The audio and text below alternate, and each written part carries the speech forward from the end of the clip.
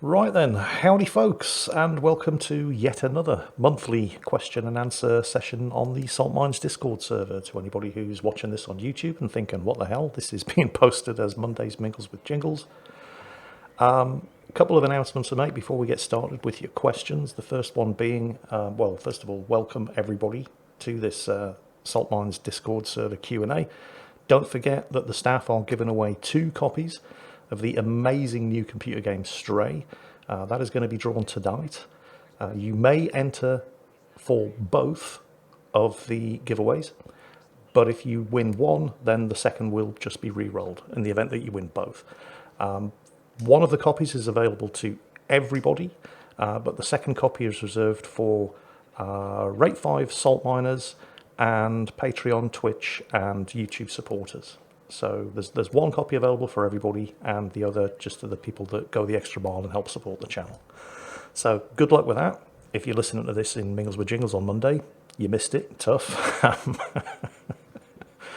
Second announcement, and I'm trying to get these out of the way as quickly as possible because I've got Eddie and Rita coming around this afternoon, anytime after 12, so an hour from now. We're either going to be playing the second mission in the Another Glorious Day in the Core board game, or possibly learning how to play the World of Tanks miniatures game, which just arrived yesterday as well, courtesy of Gale Force 9 Games. And the final announcement that I do need to make before I start looking at your questions, I've actually taken a sneak peek at the questions, there are some good ones there, is that this week I'm having my studio / workshop / recording studio built, and it's where I connect to my internet. So I'm going to be without internet for a minimum of 2 days this week, which means that there will basically be no videos at least from Thursday and probably all through next weekend. I may try to get some videos pre-recorded and uploaded, but in order to publish them, I basically have to do it through my phone, which I could do, but bearing in mind that I basically haven't had any time off since Christmas, and it is now turning July, August, I think I might just take a week off. So that's the announcement, starting Thursday, definitely Thursday, because that's when the fitter comes around and starts building stuff and putting the worktops and the cupboards and the shelves and stuff up. Probably maybe until Tuesday, Wednesday next week, because cutting a long story short, all of the boxes that I haven't yet unpacked for moving into this place are in the spare bedroom, which doesn't actually have anything in it other than the boxes. And once I get the studio built, I can unpack those boxes and move them into the studio. And then I need to build a bed and some cupboards and blah, blah, blah, and so on and so on for the spare bedroom. So it's going to be a really, really busy week, and I'm probably just not going to have time to do any videos. So unlike normally when I take a week off, and you still get a video every other day because I get bored, it's probably not going to be possible for me to do that. So I'm taking a week off starting Thursday, which I believe is the 28th. Oh, and this does also mean we get to get rid of the wavy mirror. So apologies to everybody. I realise that wavy mirror is becoming a bit of a meme. In fact, Juicy is sitting behind me right now scratching on it because she hates it almost as much as I do. But we're getting rid of it, thank God. And now, with those announcements out of the way, let's get on to the questions. And of course, the first question from just about everybody is, are you recording Jingles? Yes, I am. We tested beforehand, so that's all good. And the first actual question comes from Flimsy Lunch Tray. And he said, Jingles, in light of the last Q&A, I believe the burning question on everyone's mind is the following. Have you watched the 4th episode of Obi-Wan Kenobi? Okay, so there are probably going to be spoilers here for anybody who hasn't seen Obi-Wan Kenobi yet. I have watched all of the series now. It's now all been shown. What can I say? I hated it. I thought it was utter garbage. Particularly the part where, I can't remember the character's name, but there's a rebel spy dressed as an Imperial officer, the little 10-year-old Princess Leia, and Obi-Wan Kenobi walking out of the Sith Inquisitor fortress with like 40 stormtroopers and Imperial guards manning security checkpoints in order to get to their escape ship. And bloody hell, hang on a second. I don't know if you can hear that in the background. Juicy.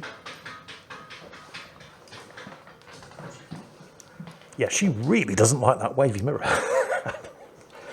This is just give you an idea of how utterly ridiculous this TV show was.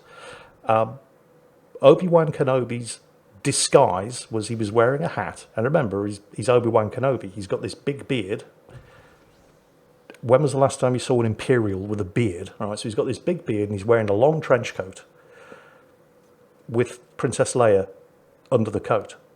So you've got an Imperial officer and a bearded hobo in a trench coat with 4 legs walking through all of these security checkpoints. This was their great disguise.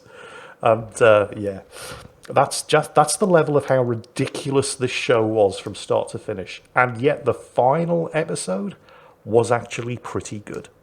And if you're a bit younger than me and your Star Wars was the prequels, you know, because I was like 7 when Star Wars came out, so Star Wars, Empire, Jedi, that's my Star Wars.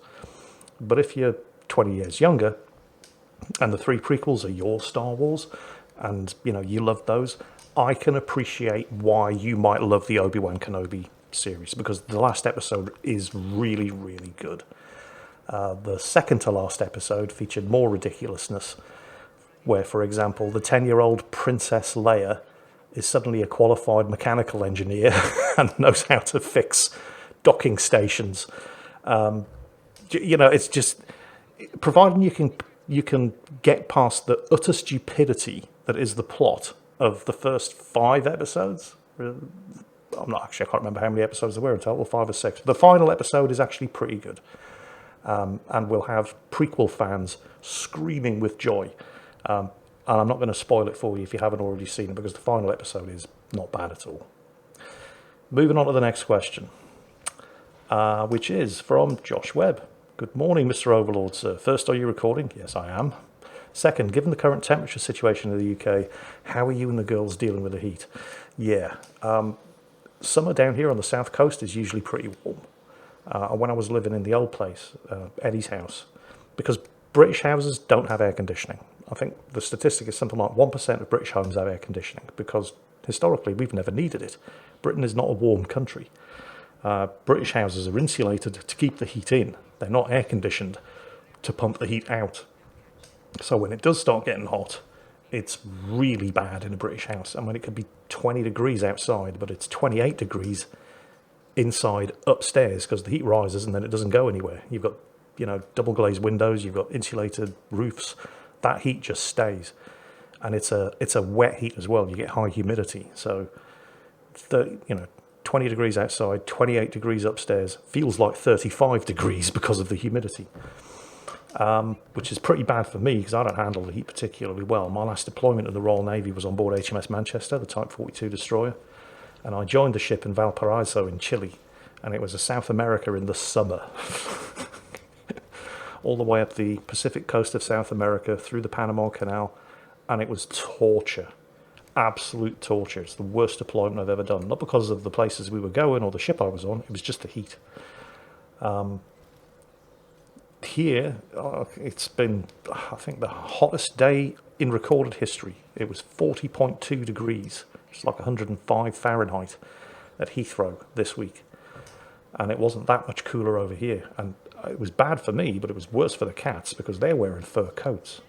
So I bought an air conditioner, spent a fortune, and it's the best money I have ever spent, because it not only pumps cold air out and pumps cold air in and pumps warm air out, it also dehumidifies. So it takes all the humidity out of the air as well. So it lowers the temperature drastically. And like within an hour of installing it and switching it on, it was so good in the upstairs room. Normally, because the downstairs in the building that I live is half below ground. Don't ask, long story.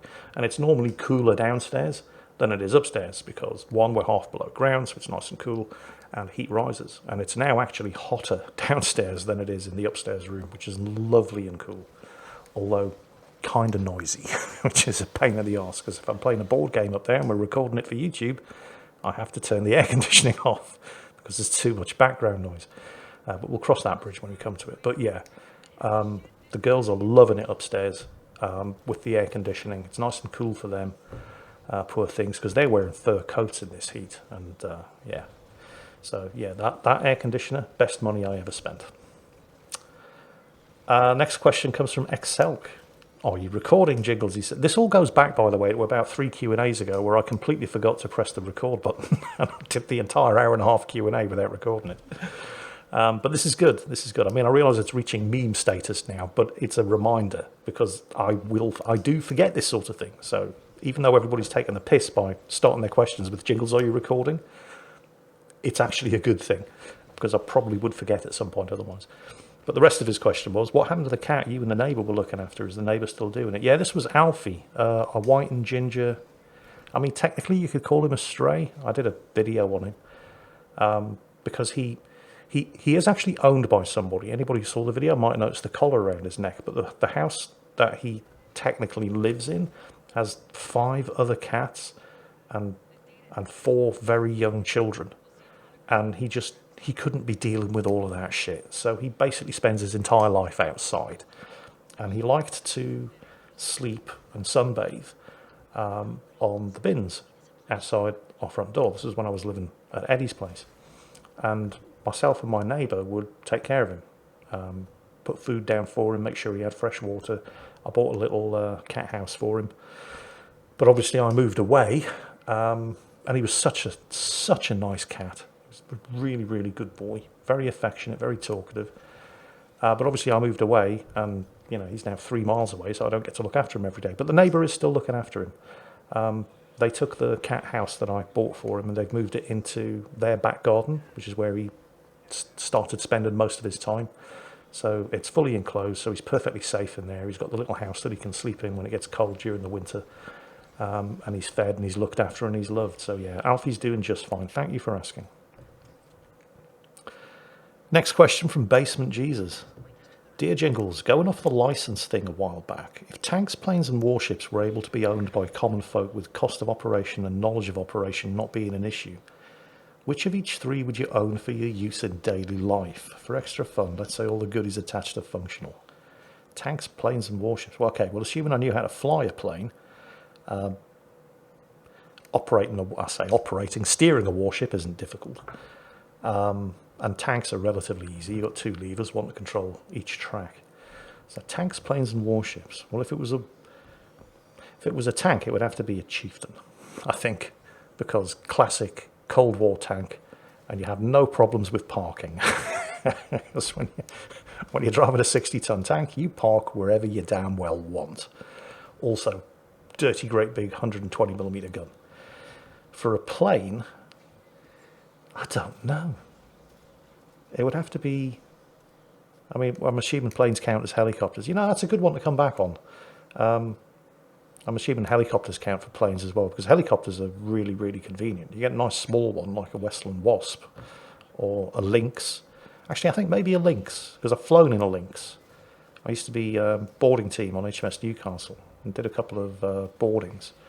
And you'd fly over on the Lynx, toss a couple of ropes out the side, slide down the ropes, call it rapid roping, in order to get on board the vessel of interest. And as the radio operator, because that's what my job was at the time, I was the first one out.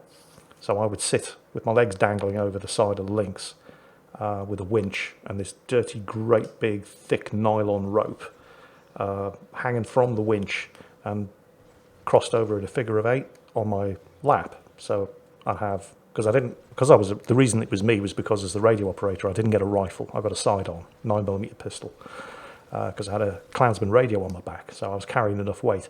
That meant I had both hands free.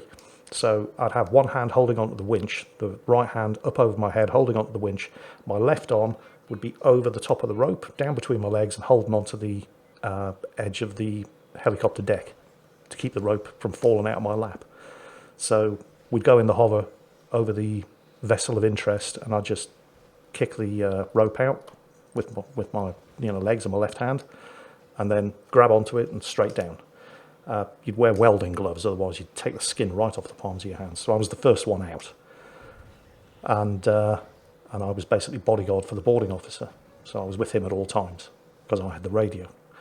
And the links is amazing. Of course, the pilot loved to put the shits up you, because the second he'd take off, I'm sitting there embarked on the right-hand side of the aircraft with my legs dangling out over the side, holding on to the winch with one hand. So he would take off and immediately bank to the right, 90 degrees, so I'm suddenly facing straight down into the ocean. Which was terrifying the first time it happened. But, I keep saying centrifugal. I believe the correct scientific term now is centripetal force would keep you pinned down to the bottom of the deck. So you were never in any danger of falling out. But, you didn't know that. But the pilot used to do it every time, because helicopter pilots are cowboys. But yeah, I'll probably get a Lynx, because the Lynx, I don't know if it still does, but it did hold the airspeed record for the fastest helicopter in the world. That thing is quick. And as for a warship, it would... Parking's going to be difficult. So it'll probably have to be something small. I don't know, maybe we're on the P2000 patrol boats. Royal Navy University units have them. They don't keep them at the universities, but there's there's a university unit for the Royal Navy at a lot of major universities, and then the officer cadets come down to Portsmouth and they take their P2000 boats out. So they have a Navy crew, and they are officered by the cadets, and they usually just basically go to France for the weekend and have a jolly. And that sounds like fun and easy enough to park. So that would probably be the three things that I would go for. Good question, thank you. Next question from Saltminer 0000001 USA. Hey Jingles, how's your day today? Really good, actually, thanks. I've got my coffee, I'll do my Q&A.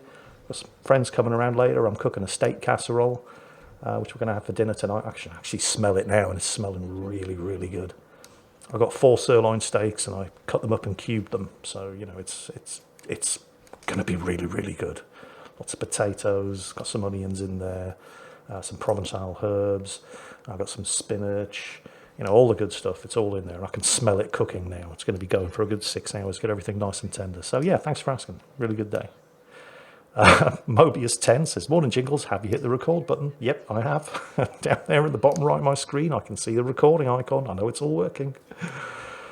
Right. Next question. I'm trying to blitz through these, by the way, because, as I said, Eddie and Rita are coming around and we're going to be doing something this afternoon, so I can't let this go on for longer than an hour. I'll try to get as many questions answered as I possibly can. Speaking of which, next question from Donas. Hey Jingles, I'm currently putting together the wish list for my UK dream vacation, and a girlfriend of mine mentioned that right across the street from the Tank Museum in Boverton there's a place called Monkey World. Yeah, there is, yeah. Ever been? Also, any other touristy things outside London you suggest? Throw myself down a hill chasing cheese, demolition derby. Yeah, Monkey World. I've never been, but you cannot not see the signs for it when you're driving to the Tank Museum. You get these brown British heritage signs that point to locations of interest, like the Tank Museum, like Monkey World. I have never been, although I do love animals, and I have a particularly soft spot for apes and monkeys. And it does sound like, you know what? I'm thinking that maybe it might be worth a visit. Because I mentioned in the announcements at the beginning that I'm basically taking a week off because I have to. I'm going to lose my internet while my study's being built. Eddie also has a week off, and we said, well, we'll have to do something and go somewhere so that you're not sitting around with nothing while, the work's being done. Might be worth taking a trip to Monkey World. We'll think of something. But no, I haven't been yet, so I couldn't recommend it. But touristy things outside of London. Another thing that Eddie and I were thinking of doing was going to the Royal Air Force Museum at Hendon, which is technically Greater London, but it's a museum I have never been to, but everybody keeps telling me you need to see this place. It's amazing. So possibly outside of London, come down to Portsmouth. The historic dockyard. There is so much Navy stuff to see and do around Portsmouth. You've got the historic dockyard with HMS Victory and HMS Warrior, as well as a bunch of other stuff. There's an interactive action stations thing here as well, where it's a simulated warship operations room. There's all kinds of other stuff. They've got the Mary Rose here, the Victory, the Warrior. you get the ticket for the historic dockyard, and it also includes getting the ferry over to Gosport and going to the Submarine Museum and wandering around on board HMS Alliance. There's the Explosion Museum over in Gosport. There's so much to see and do around Portsmouth. Definitely worth a day. That's what I would recommend. Come down to Portsmouth. It's relatively easy to get to from London. It's about 2 hours on the train. There's a direct line. And while the weather's nice, it's a fantastic day out. You can definitely spend a whole day wandering around Portsmouth and just looking at all the Navy stuff. That would be my recommendation. Next question comes from Supery. I'm probably mispronouncing that, sorry. Would you consider making a new series on YouTube where you retell some of the war stories? A lot of the stories have gone missing after the apocalypse, especially the ones from Churchill's Ministry of Ungentlemanly Warfare book. Or if you could just retell those stories on future Mingles with Jingles. That's not a bad idea, actually, because, yeah. What had happened was a lot... You remember I used to have... Mingles with Jingles used to have its own intro tune, which was basically the John Williams March from the movie 1941. I'd whistle it, but I'd probably get claimed by YouTube. But pretty much all of those videos went because they got copyright claimed. So a lot of the stories that were told in those videos are gone forever. And you're not the only person who keeps asking to hear those stories again. So that's not a bad idea, and it's definitely something that I will do for future episodes of Mingles with Jingles, like Jack Churchill, like Leo, what was his name? French-Canadian lumberjack who basically single-handedly captured 100 Germans in the town in 1944 along the Scheldt estuary. Leo Major was his name, that was him. Legendary stories like that have probably now been lost because the videos got claimed. So yeah, definitely. That's a really good suggestion. You're not the only one to make that suggestion, and it's high time I started listening. And that will be the sort of thing that is going to happen in future episodes of Mingles with Jingles. So thank you for the question. Jack Ice wants to know if I'm recording. I am Jack. Going to look really stupid if I'm not. First Lieutenant Rough Seas, dear Grand Admiral Jingles, have you heard of the Zumwalt class destroyers in the US Navy? And if so, what are your thoughts on them? Yeah, those are those, I don't know if you've seen pictures of them. They're the super futuristic looking stealth destroyers. I think they built 2 or 3, and they're not building any more, and they're just quietly retiring them, mostly because they're so expensive to run. And they're so expensive to run. I mean, they're great, very, very capable ships. But here's the thing. You stick a 4.5 or a 5-inch gun on the front of a ship, which is the standard armament of a frigate or a destroyer or even a cruiser these days. Like, we have 4.5-inch guns. The US Navy have 5-inch guns. And they're automatic loading. They're radar controlled. They can lay down a barrage, firing each shot at a different angle in order to have like a 5-shot barrage arrive on target at the same time. They're effectively their own gun battery. You know, they're really, really, really good. And 4.5 or 5-inch ammunition is cheap. But the thing with the Zumwalts were it cost something like $500,000 every time they fired the guns, because they weren't traditional 4.5 or 5-inch guns. They were something, I forget the details on. I won't try to explain it because I'll probably get the details wrong, but it's very interesting. You should definitely look it up. But the ammunition that they fired was amazingly effective. You know, you could have an ammo load for any type of mission profile. The problem was it was stupidly expensive, and it cost about $500,000 every time you fired. So they just couldn't afford to fire it, and it made the ships ridiculously. It wasn't just the ammunition, everything else about the ships. Very, very capable ships, like really, really good warships, way too expensive to run. You should look up, there are plenty of videos on YouTube about why the Zumwalts are just basically sitting around collecting dust. But that's a good question. And if I actually had the details, you know, if this is one of the problems with doing live Q&A, I don't get to see the questions in advance. That's a very good question that if I had an hour or so to prepare, I could have given you a much more detailed answer on. But I do encourage everybody who's interested to look it up on YouTube, check out the Wikipedia page, see the links on Wikipedia to, you know, the sources, because the story of those destroyers is actually very interesting. Next question from Nemesis Creed. What do you mean you're recording? Who are you and what have you done with the real Jingles? I suspect some of these questions I suspect I'm now coming to the questions that were posted in the question channel after I started recording the video.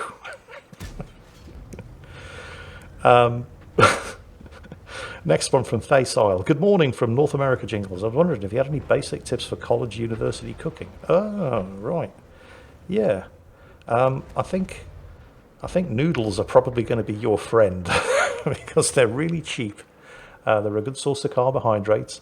They're filling, and you can make them taste however you want just by changing the herbs and spices that you added. Actually, that's something that I've noticed. I don't know if... oh yeah, you are from North America. Have you noticed that Americans don't pronounce the H at the beginning of the word herb? Because I watch a lot of cooking videos on YouTube, and a lot of those people are Americans. And I started noticing this quite a while back. They say they add their herbs. And I'm like, what's an herb? And I realised he was talking about herbs. And they just don't pronounce the H at the beginning of the word herb in America. And I thought it was really, really weird. And then I stopped to think about it for a while. Well, it's not actually that unusual. Because you don't pronounce the H at the beginning of hour, do you? It's just hour. O-U-R. You don't pronounce the H at the beginning of honour. It's just honour. It's not honor. It's not hour. But it is herb. So maybe we're the ones that are weird for pronouncing the H at the beginning of herb. Because when you've got an H and a vowel, like E or O, or you don't always, and yet you do pronounce, the Americans say history. They don't say history. So it's just one of those weird things where, who's the one being weird? Is it us or is it them? I guess it's just what you're used to. But yeah, getting back to the question, university and college cooking. Yeah, keep it cheap, keep it simple. Pasta, any kind of pasta, noodles, you can cook really quickly. Like a pasta dish will probably take 20 minutes from start to finish. And you can buy the sauces if you want in a packet. But honestly, making them yourself does not take long. You just need access to a blender or at the very least a mortar and pestle just to crush the garlic, for example. Packet herbs and spices will work fine, and they're as cheap as you like. You can get some tortellini pasta, maybe filled with ham, chicken, 4 cheeses, and then just do a cheese sauce. And it's simple, easy, tasty, filling, and very inexpensive. So yeah, pasta is going to be your friend if you're cooking through college or university. Genarus Dracus, yes, next question. Greetings, mighty overlord Jingles. It is I, Lord and Master of the Down Underverse. I'm guessing he's from Australia. I wanted to ask if you've checked out Ultimate Admiral Dreadnoughts yet, and if not, why not? You'd think this would be the kind of game that I would be all over. And a lot of people recommended it, and I resisted it at first because it was something like, it was early access, it wasn't a completed game, and they wanted £40 just to get into the early access of an alpha version of a game, and I thought, nope, screw that. But then I eventually relented, and it's all right. It's not bad. It definitely needs more work on it. And I just got, again, probably because it was in alpha and it was early access, I just got frustrated with it at the lack of stuff that I could do to design and build a ship. But I also suspect that it's probably one of those games that, because, you know, alpha, there's no tutorial there. It rewards putting some time into it and figuring out. And at the time, I didn't really have that kind of time available to dedicate to an alpha of a game. At the moment, I'm probably, even if I were to take another look at it and maybe do a video series, I mean, I'm backed up with World of Tanks, World of Warships, board games on Sundays, Chaos Gate, the Warhammer 40,000 game. I've just been kicking the arse out of that lately, and I'm still nowhere near the end of it. And then Stray, of course, which I also have to find time to do videos of and put up onto YouTube, although Stray probably ain't going to take long. Apparently there's only about 6 hours of gameplay in it, but it's all amazing. So Ultimate Admiral Dreadnoughts is one of those things that I do have, and I may come back to, but it's probably not going to be anytime soon. Exterminator 5 wants to know, Overlord Jingles, when you record a replay, do you have a script you write up, or is it more something where you watch the replay and get a general idea of the commentary you'll put on it later and just go with the flow? It's the latter of the two. I don't write scripts. My videos would probably be a lot better if I did, but I just tend to make it up as I go along. I do exactly what you suggested. When I'm watching a battle, I'm always looking. I mean, people have sent replays in where they do 250,000 damage and they get 6 kills, and it's the most boring thing you've ever seen to watch because nothing really remarkable happens. You know, they don't do anything wrong, but what they do is just kind of not interesting to watch. It's mostly just, I mean, it isn't even really that the enemy team are being hilariously stupid, because that could make a good video. When you just watch these idiots on the enemy team giving flat broadside to battleships armed with 16-inch guns, for example, it's not even, you know, even that isn't happening. It's a great result, fantastic amount of damage, loads of kills, all of the medals, really dull to watch. Example might be, for example, somebody playing a stealthy tank destroyer in World of Tanks, where they just sit in a bush. They're not doing anything wrong. They're playing the machine the way it's supposed to be played, and they just annihilate targets that their team spot for them. And they end up with a cricket score, right, at the end of the battle. Thousands of damage done, all the kills, all the medals. And it's as dull as dishwater to watch, because nothing interesting happens. It's just them sitting hidden, shooting at things. You would be amazed the amount of battles that I see that are like that. You know, you look at the post-battle results screen and you think, wow, that must be amazing. And then you watch it, and it is, because lots of damage, lots of kills, but it's really boring to watch. So normally, I'm looking for the things that happen that are funny or interesting, which is why you tend to see a lot of videos, particularly World of Warships, where it looks like there's no way this team can possibly lose, and then somehow they do. You know, we think that they're 10 points away from winning. They've got this in the bag, and then somebody tries to win harder. You know, that's the kind of thing that I like to show, because it's just a bit more interesting than somebody doing a lot of damage or getting a lot of kills. I mean, those can be good, but there's got to be something interesting happen as well. Or if not interesting, then at least funny. And those are the kind of things that I'll look out for. And no, I don't write scripts. I just keep an eye open for that sort of thing, and then put the commentary. I just go with the flow. Anyway, nice question. Thank you. From Spitfire Mark 26. I have actually sat in the cockpit of a Spitfire Mark 26. I have one at the Solent Aviation Museum in Southampton. It's one of the first museums I went to. And that is a big, heavy Spitfire. And a very, very cramped and not very spacious cockpit. But anyway, his question is, good morning, Jingles. What's your opinion of the Fleet Air Arm during your time in the Navy? I was lucky enough to spend 6 months working on the gate at Royal Naval Air Station Yeovilton, doing security duties, checking car passes, and basically, well, actually, I'd never check the car passes, and Ministry of Defence guardsmen would check the car passes. I would stand behind him with a rifle, making sure he was okay. So I did that for 6 months, and until then, I'd never really had an awful lot of experience of the Fleet Air Arm, because generally, when you're on board a ship, like the ships at sea, the flight embarks. They come from their air station, so you've got the helicopter, the pilot, the observer, and then the maintenance crew. And they live in the hangar, so you never see them.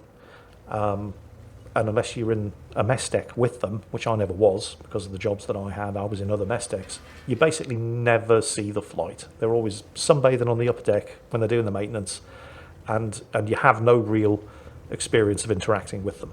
You might end up sitting next to them for lunch, but that's it. So, and then of course when the ship gets back to Portsmouth or Plymouth or wherever the ship's based, the flight leaves, they disembark and they go back to their air station. So you never see them when you're at home, and you rarely see them when the ship's deployed, because you've got your job, they've got theirs. But I did spend 6 months on the gate at Royal Naval Air Station Yeovilton, which is a naval air station, as the name would suggest, and is half a mile down the road from the Fleet Air Arm Museum. And that's when I got a real appreciation of just how hard these guys work and how good they are at their jobs. The Fleet Air Arm Museum is probably, and I do apologise, Tank Museum, I love you to bits, you know that, but the Fleet Air Arm Museum is probably the best museum I have ever been to. Mostly, and not just for the display of aircraft and stuff that they have there, but the flight deck experience that they do. They've got one exhibition hall which basically simulates the flight deck of a 1970s aircraft carrier. And there's takeoffs, it's all at night, and they've got Phantoms and Supermarine attackers and all kinds of aircraft on the flight deck with simulated tech. And because it's dark, they can do a lot of trickery with, like, you know, rear screen projections and stuff, and it is loud and noisy, and it really looks like they're launching Phantoms at night off the deck of this thing. It really feels like you're on the deck of a working aircraft carrier at night. And they've got an entire simulated aircraft carrier island. So you can go to the ops center, you can go to the bridge, you can go to the flight briefing room, you can go to the galley, you can go to the NAFI shop, and it's all there, and it is the most amazing experience. So I would highly recommend the Fleet Air Arm Museum. The best museum I have ever been to, hands down, no question asked. And living and working with the Fleet Air Arm gave me a better appreciation of exactly what it is they do. They're almost, you get arseholes everywhere, regardless of what branch of service they're in. But generally speaking, they were a really, really good bunch of guys. My watch leader was a leading aircraft engineer and mechanic called Tam Ballantyne, who's from Scotland. And this was one of the things, because when you're in the Navy, you used to get this allowance called LSSB, Longer Service at Sea Bonus, which meant that when you were drafted to a ship, you got paid this bonus in your pay every month. And it was a substantial amount of money the longer that you had spent at sea. So eventually I was on the 10-year rate, which was a lot of extra money every month. And obviously, if you're in the Fleet Air Arm, you're not always deployed. You know, you could be in a squadron that operates a bunch of Lynxes or Sea Harriers, but not all of the Lynxes or Sea Harriers or Sea Kings they don't deploy as full squadrons unless the full squadron goes to Afghanistan, for example, and operates from an airbase there. But, you know, you don't put a full squadron of Lynxes on board a frigate. It can only take one. So the squadron isn't always deployed. They might only have 2 of their aircraft are deployed and at sea at any given time. The rest of the aircraft are at the air station, doing training, doing maintenance, all that sort of thing. So they would only get this, you would think that they would only get this bonus when they were deployed to ships. But it didn't work like that. When they were posted to what's known as a frontline squadron, so you're still at the Naval Air Station in Yeovilton, and only 2 of the airframes in your squadron are actually on board ships at any time, but the whole squadron counts as a frontline squadron because they can be sent to operate from ships at any time. So even if you're not on a ship, you still got paid, even though you're in a land base in Somerset, you still got paid this bonus. So Tam, I couldn't believe this. I was on the 5-year rate of the bonus at that time, because I'd only been in the Navy about 7 years. Tam had been in the Navy 12 years. He'd spent precisely 3 weeks at sea. Right?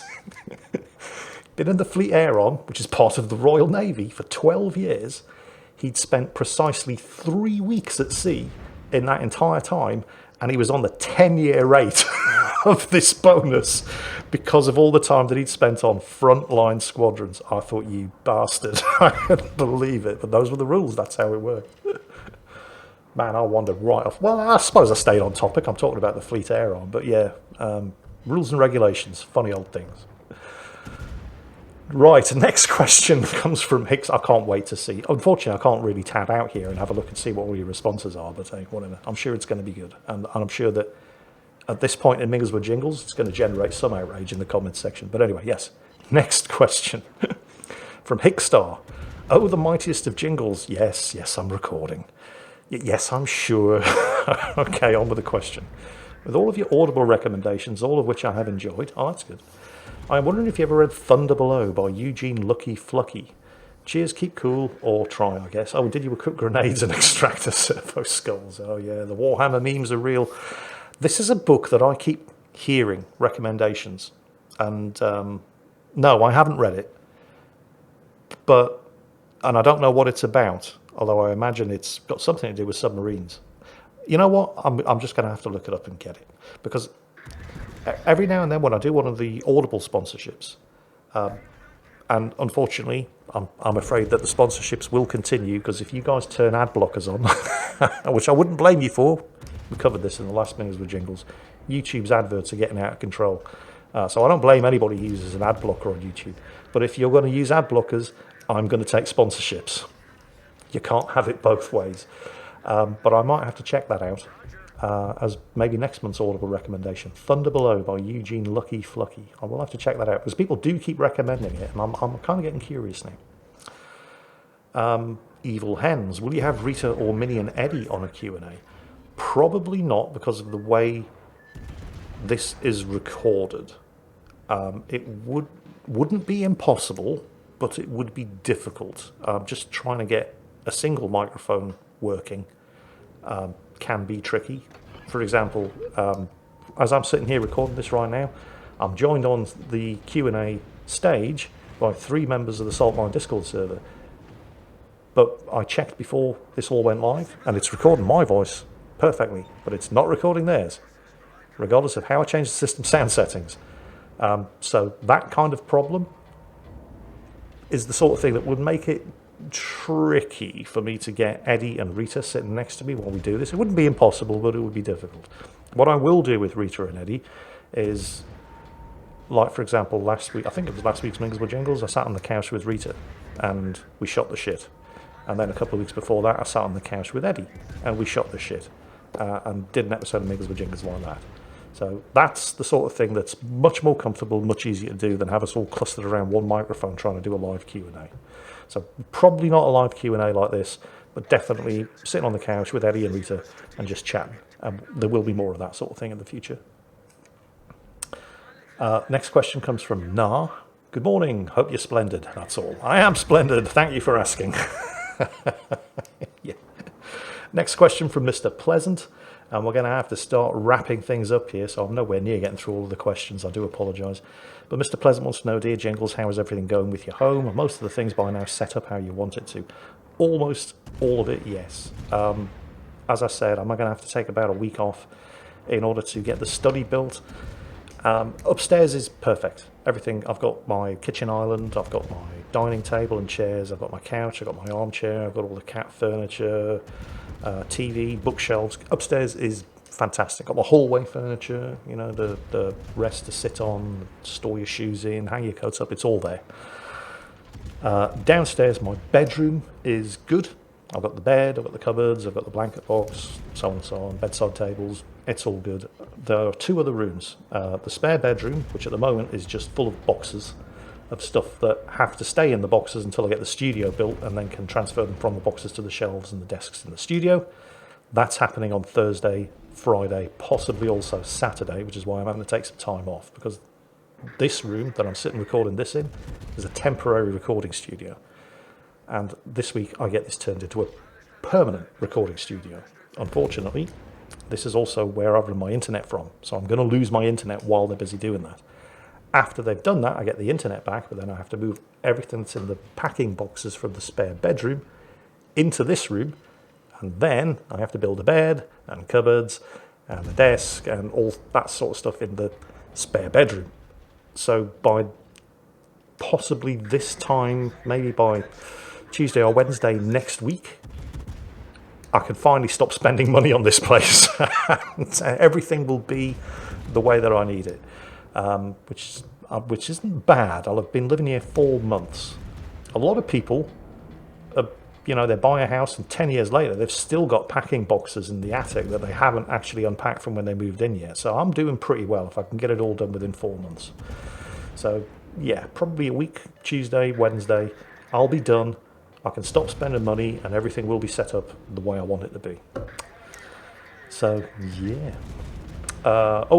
Next question, and I think I may have to make this the last question and start knocking this on the head, because Eddie and Rita will be coming around soon, is from Neo Primal. Hey Jingles, got any more juicy sponsorship emails? I enjoyed those stories you told us a few episodes ago. Also, do you plan to return to Elite Dangerous at any time?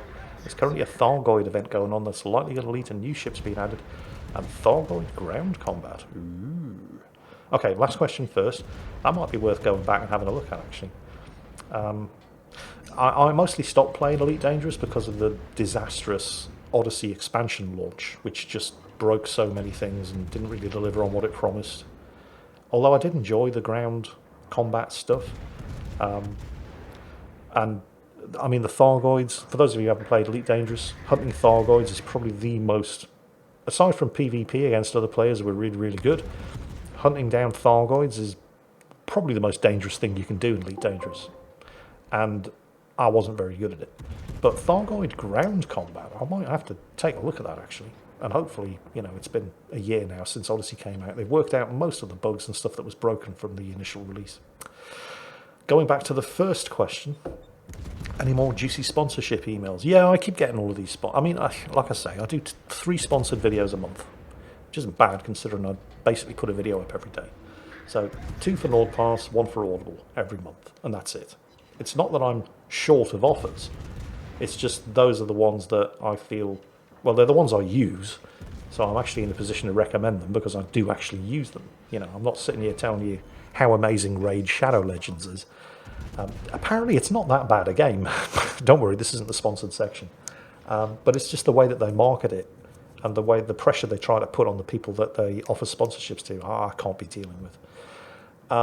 But yeah, NordPass I use all the time. I'm happy to recommend it. Audible I use and happy to recommend it.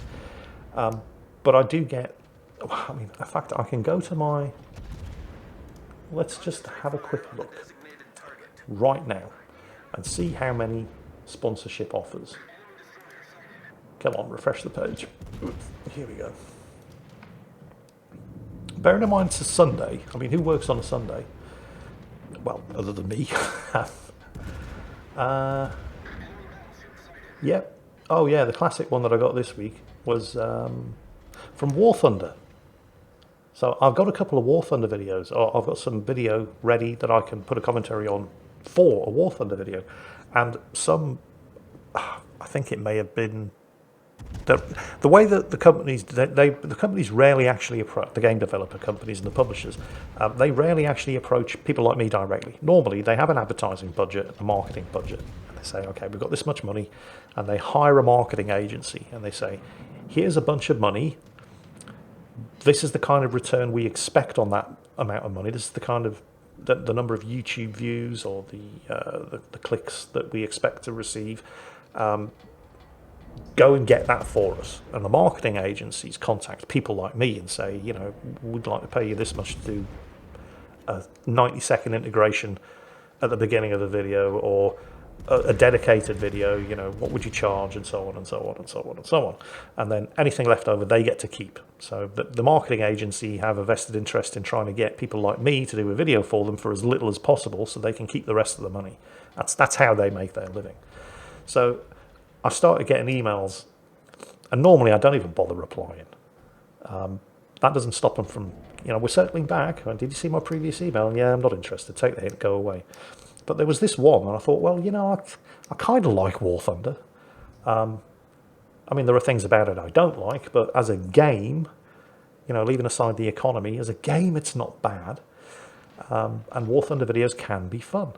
So they sent me an email saying, yeah, we'd like to do a War Thunder integration, maybe a 60-second out. Well, it wasn't just War Thunder, it was War Thunder Enlisted and Crossout, I think, which are the three big games that Gaijin do. I said, well, I could do War Thunder. So I sent a reply back. They sent me a message like Monday last week, and I thought, left it a day. And then the next day, maybe Tuesday, I thought, yeah, whatever, sure, yeah, I could do you a War Thunder video. So I'm interested, get back to me. Wednesday, nothing. Thursday, nothing. Friday, nothing. So I thought, it was probably a scam. Saturday, yesterday, as I'm recording this Q&A, obviously if you're watching this in Mingles with Jingles on Monday, it was 2 days ago, I get an email from the same person saying, hi, we wonder if you'd like to do a sponsored video for War Thunder, Crossout, or Enlisted. These are games from Argent Entertainment.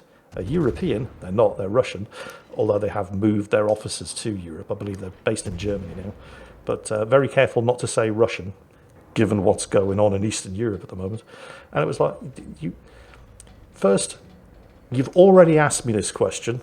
Second, I've already answered this question. Third, if that's how professional you are, I don't think I really want anything to do with you. But you wouldn't believe the number of stuff I get like that. I mean, I could quite easily take the money and chuck out a, I don't know, 90-minute segment at the beginning, 90-second segment at the beginning of every video promoting Raid Shadow Legends, or in this case War Thunder, or whatever, which in the short term, absolutely, you know, I could probably pay the mortgage off within a year. But in the long term, I don't like watching YouTube videos, and I have YouTube Premium, so I don't get adverts. But I probably shouldn't admit this, but when I'm watching a Corridor Digital video, you know, VFX artists react, whatever, their legal guy, every time I see his face pop up, I start fast forwarding the video, because I know there's going to be a minute and a half promoting Raycon earbuds, or this brand of shoes, or, you know, whatever. And this is me, you know, somebody who relies on sponsorships to pay his bills himself. And I don't like seeing them. So if I feel like that, I can't blame you for feeling like that, skipping through the sponsored segments. So I try to keep it down to the minimum necessary in order that I can pay my bills, because I don't need to make all the money in the world. You know, it's Corridor Digital putting a sponsored section on every video they upload. I put a sponsored section on 3 videos a month, which I feel is acceptable. And I'm not overdoing it. I'm not kicking the arse out of it. I'm getting my bills paid, and I'm not alienating the audience by having sponsored sections on every damn video I upload, which I feel is an acceptable compromise for all concerned. And if anybody has any further questions, I'm afraid that is pretty much all I have time for, because Eddie and Rita are about to arrive. And we're either going to be playing the second mission in Aliens, Another Glorious Day in the Core, or having a look at the World of Tanks miniatures game, which arrived courtesy of Gale Force 9 Games yesterday. Or maybe something else. I've got plenty of other board games we can play.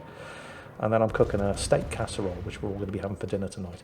So thank you everybody for turning up. Apologies to anybody whose question didn't get answered, and to everybody who's watching this on YouTube as an episode of Mingles by Jingles on Monday. Take care, stay safe, and I'll catch you next time.